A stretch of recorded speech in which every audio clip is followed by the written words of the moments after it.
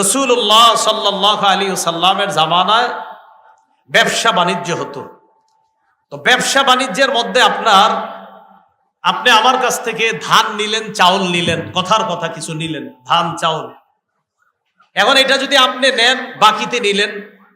বর্তমানে আমাদের যেগুলা ঘটে, 1 মণ চাউল নিয়ে আসলেন অমুকের দোকান থেকে, 2 মণ, এরকম মাসে মাসে আনেন, টাকা দিচ্ছেন না। ব্যবসার ক্ষেত্রে কাউরে কিছু আপনি দেওয়া, এরপর টাকা পাওনা থাকা, এটাও ঋণ। বলেন এটাও কি? এই ঋণ মানে কেমন যেন এটা কর্জা। আপনি তো টাকা পাও না, মানে আপনি খাদ্য দিলেন, এটা টাকাটা পাও না, এই টাকাটাও উনি আপনার কাছে দিবে, এটা আপনার কাছে ঋণী। কেমন যেন আপনি তাকে 10 টাকার চাউল দেওয়া মানে 10 টাকা পান, এই পাওনাটা এটা সে আপনাকে দিতে হবে। এটাও এক ধরনের ঋণের মতো, কারণ আপনি বাকি দিচ্ছেন 10 টাকা, 20 টাকা, 30 টাকা। এই ঘটনা রসুলের যুগে ঘটছে। তিরমিজি শরীফের বর্ণনা, নবীজি, এটা কি কাল? গরমকাল। এটা কি কাল? তার হাদিসটাও মিলে যাবে গরমকালের সাথে। আম্মা জান আয়েশা সিদ্দিকা রাদিয়াল্লাহু তাআলা আনহার বর্ণনা, তিনি বলেন, কানা আলা রাসূলিল্লাহি সাল্লাল্লাহু আলাইহি ওয়াসাল্লাম সাউবান কিত্রিয়ান গলিজান। আল্লাহর নবীর গায়ের মধ্যে 2টা কাতারি মোটা জামা ছিল। 2টা কাতারি মোটা জামা ছিল নবীজির গায়ে। ফাকানা ইদা ক্বাদা, আল্লাহর নবী যখন কোথাও বসতেন, আরিকা, প্রচুর ঘামায়া যাইতেন। এই মোটা কাপড় 2টা দিয়ে যখন বসতেন, প্রচুর ঘামায়া যাইতেন। সাকুলা আলাইহি, ঘামাইতে ঘামাইতে রসুলের জন্য খুব কষ্টকর হয়ে যেত, অস্বস্তিকর একটা পরিস্থিতির সৃষ্টি হতো। আবার বলছি, রসুলের গায়ে 2টা কাতারি মোটা জামা ছিল, কোথাও যখন বসতেন প্রচুর ঘামায়া যাইতেন। ঘামানোর পর এই বিষয়টা রসুলের জন্য অস্বস্তিকর হয়ে যেত। ইতিমধ্যে ফাকাদিমা ফাজুম মিনাশ শাম, ফাকাদিমা বাজুম মিনাশ শামি লিফুলানি লিল ইয়াহুদি, সিরিয়া থেকে, শাম দেশ থেকে এক ইহুদির কিছু ব্যবসায়ী মাল আসছে। কার? ইহুদির ব্যবসায়ী কিছু মাল আসছে। তো ওই মালের মধ্যে দামি দামি পাতলা পাতলা কাপড়ও ছিল।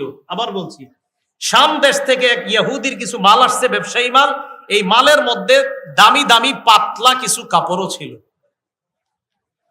তো রাসূলুল্লাহ সাল্লাল্লাহু আলাইহি সাল্লাম বৈশা ঘামায়া যাইতেছেন, এটা কি কষ্ট না? আপনারও বৈশা একটু গরম লাগতেছে, কষ্ট হইতেছে না? তাহলে আজকে নবীর মুহাব্বতে কষ্টটা একটু সহ্য করে নেই, কি বলেন? আচ্ছা, দামি জামা আসছে, দামি কাপড় আসছে ইহুদির ব্যবসায়ী মালের মধ্যে। আম্মাজান আয়েশা নবীজিকে বললেন, ইয়া রাসূলুল্লাহ লাউ বাসতা ইলাইহি, হুজুর আপনি যদি কাউকে ওই ব্যবসায়ীর কাছে পাঠিয়ে দিতেন, ইহুদির কাছে। কয় কেন? ফাশতারাইতা মিনহু সাউবাইন ইলাল মাইসারা, হুজুর আপনি তার থেকে 2টা কাপড় নিতেন, তবে ঋণে, কারণ আপনি এত টাকা দিয়ে কাপড় 2টা কিনতে পারবেন না। নবীজিকে তার বিবি বলতেছে, হুজুর আপনি সচ্ছলতা যখন আসবে তার টাকা পরিশোধ করে দিবেন, এই শর্তে আপনি তার কাছ থেকে 2টা জামা আপনি ক্রয় করে নেন। চিন্তা করেন, আল্লাহর পরে যিনি শ্রেষ্ঠ, 2 কাপড় কেনার মতো সামর্থ্য হচ্ছে না।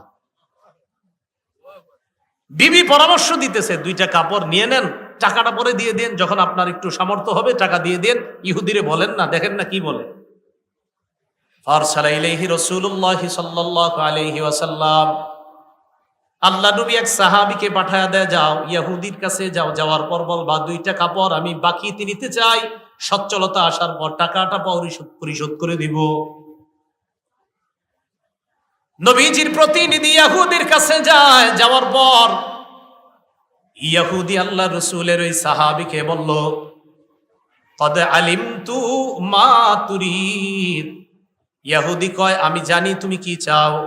ইন্নামা তুরিদু আন তাযহাবা বিমালি, আমি জানি তুমি আমার সম্পদ আত্মসাৎ করতে চাও।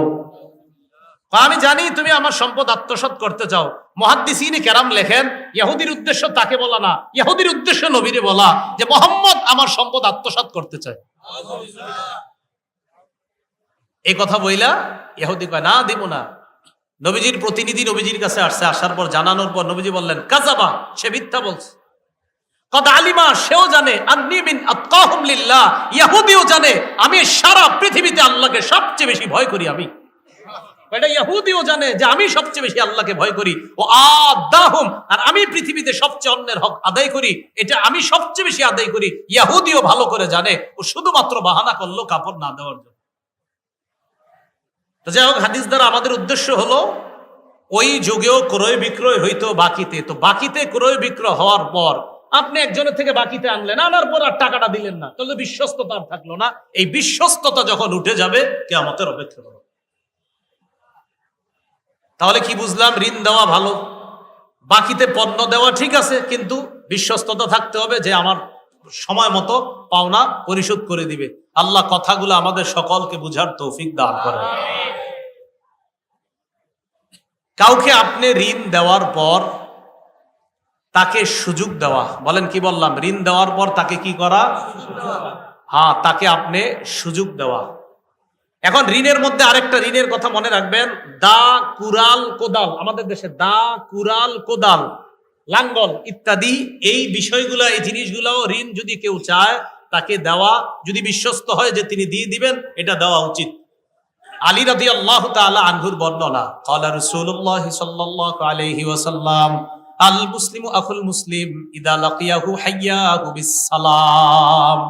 নবীজি বলেন, এক মুসলমান আরেক মুসলমানের ভাই, মুসলমান তার আরেক মুসলমান ভাইয়ের সাথে যখন সাক্ষাৎ হবে, প্রথমে বলবে আসসালামু আলাইকুম। সাক্ষাতে কি বলবে? আসসালামু আলাইকুম। ওয়া ইয়ারুদ্দু মা হুয়া খায়রুম মিন, আর যাকে সালাম দিবে, ইয়ারুদ্দু আলাইহি মা হুয়া খায়রুম মিন, তিনি উত্তম ভাবে জবাব দিবে। এই কথা বলার পর রাসূলুল্লাহ সাল্লাল্লাহু আলাইহি ওয়াসাল্লাম বলেন, মুসলমান মুসলমানের ভাই, মুসলমান মুসলমানকে জুলুম করবে না। একজন আরেকজনের সাথে সাক্ষাতে সালাম দিবে, একজন আরেকজনকে সালামের জবাব দিবে উত্তম ভাবে। তো যখন এক মুসলমান আরেক মুসলমানের কাছে ঋণ চাইবে, তখন যেন ঋণ দেয়। ওয়ালা ইয়ামনাউল মাউন, কোন মুসলমান অন্য মুসলমানকে যেন মাউন থেকে নিষেধ না করে। বলেন সবাই মাউন। পারেননি সূরা মাউন সবাই? আল্লাযীনা হুম ইউরাউনা ওয়া ইয়ামনাউনাল মাউন। তো নবীজি কয় কোন মুসলমান যেন আরেকজনকে মাউন থেকে নিষেধ না করে। আলী রাদিয়াল্লাহু তাআলা আনহু বলেন, বাল মাউন ইয়া রাসূলুল্লাহ, হুজুর মাউন কি জিনিস? নবীজি বললেন, আল হাদিদু ওয়াল হাজারু আশবাহু যালিকা। নবীজি বললেন, পাথর, লোহা, এই জাতীয় জিনিস, বর্তমান যুগে কোদাল, কুরাল, দা, খন্তা, লাঙ্গল ইত্যাদি, এগুলা হলো মাউন। এইগুলা যদি কেউ ঋণ চায়, ঋণ দেওয়া, ধার দেওয়া, শর্ত তিনি বিশ্বস্ত হতে হবে। যদি বিশ্বস্ততা না থাকে, রাসূল কয় কিয়ামতের অপেক্ষা করে। ঋণ দেওয়ার পর যদি ওই ব্যক্তি অভাবগ্রস্ত হয়, হঠাৎ টাকা পয়সা ওলা মানুষ, তো হঠাৎ আপনার টাকা পয়সা হারায় গেছে, নাই, তাকে সুযোগ দেওয়া। আল্লাহ পাক রব্বুল আলামিন বলেন, ওয়া ইন কানা যু উসরাতিন ফানাজিরাতুন ইলা মাইসারা।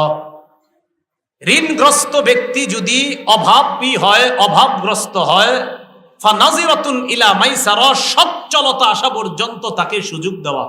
বলেন, সচ্ছলতা আসা পর্যন্ত তাকে সুযোগ দেওয়া।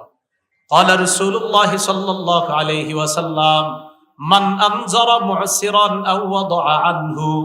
নবীজি বলেন, কোন ব্যক্তি যদি অন্য কোন অভাবগ্রস্ত ব্যক্তিকে সুযোগ দেয়, অথবা তার ঋণের কিছু টাকা কাইটা দেয়, আপনি 1 লক্ষ টাকা পান, কথার কথা কিছু টাকা আপনি এখান থেকে কেটে দিলেন। রাসূল বলেন, কেউ যদি কোন ব্যক্তিকে সুযোগ দেয়, অভাবগ্রস্ত ব্যক্তিকে সুযোগ দেয়, এই মিয়া টাকা দাও না কেন, কবে দিবা? ভাই আগামী সপ্তাহে দেওয়ার কথা ছিল, আমি তো সমস্যা বেড়ে গেছে। ও আচ্ছা আচ্ছা ঠিক আছে, পরের সপ্তাহে দাও। আচ্ছা ভাই পরের সপ্তাহে দিব। একটা আরেকটা হলো, দেখতেছেন পারতেছে না, কিছু মাফ করে দিছেন অথবা পুরাটা মাফ করে দিছেন, কথার কথা। রাসূলুল্লাহ সাল্লাল্লাহু আলাইহি সাল্লাম বলেন, আযাল্লাহুল্লাহু ফি জিল্লিহি ইয়াওমা লা জিল্লা ইল্লা জিল্লুহু। কিয়ামতের ময়দানে আল্লাহ তার রহমতের ছায়াতলে তাকে জায়গা দান করবেন।